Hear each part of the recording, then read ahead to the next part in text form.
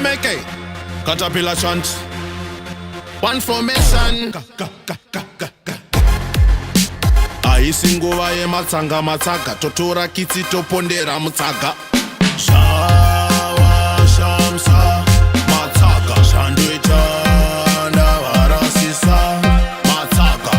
Inini ndovapaisa matsaga, tiriwani ndakanyanyisa matsaga.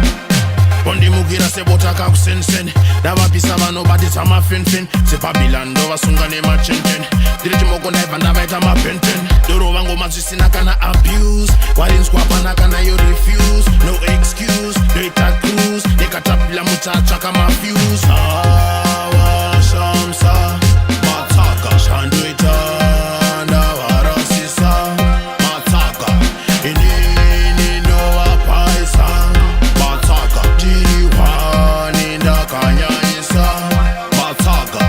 Inini ndiri mhondoro dakundidhidhidhisa ndati hokoyo ndosiya ndakupfekedza kahovho. Wakastika kunge wambomwa bhodhoro. Vechidiki twese todyisa mabhombi, twapedza ndoturova nemangoki. Ndotusairira kuita unge bhoki, tuhadzi twese ndotiita majoki.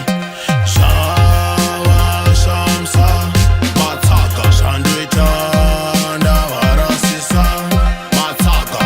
Inini ndovapaisa matsaga, tiriwani ndakanyanyisa matsaga. Pondimukira sebotaka kusensen, ndavapisa vanobatisa mafenfen. Sepabila ndovasunga nemachenchen, ndiri chimoko ndaibva ndavaita mapenten. Doro vangu mazvisina kana abuse, warinzwa pana kana yo refuse. No excuse, ndoita cruise, nekatapila mutatsvaka mafuse. Ava shamsa matsaga, shandoita ndavarasisa matsaga. Inini ndovapaisa matsaga, tiriwani ndakanyanyisa matsaga. Ava shamsa matsaga, shandoita ndavarasisa matsaga.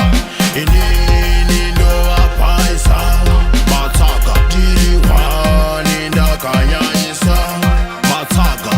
Inini ndiri mhondoro dakundidhidhidhisa ndati hokoyo ndosiya ndakupfekedza kahovho. Wakastika kunge wambomwa bhodhoro. Vechidiki twese todyisa mabhombi, twapedza ndoturova nemangoki. Ndotusairira kuita unge bhoki, tuhadzi twese ndotiita majoki. MK Records.